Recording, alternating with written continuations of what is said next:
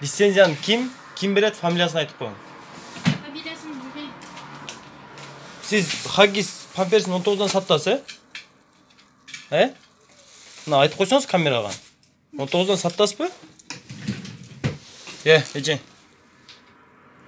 Алло, эже, сизге сүйлөп атам мен. Мен тартпай эле кой, чоң жей. Мен түз эле прямой эфирге чыгартам YouTubeга азыр сизди. Сиз себеби Ала. айтпайсызбы, жооп бербейсизби туурабы? Айжан. Неме ошо сумка 1700дөн кийин сен канчадан берген? Эже, сүйлөп атам мен сизге. Азыр. Эже. Эртең мен келем. Канчада келет?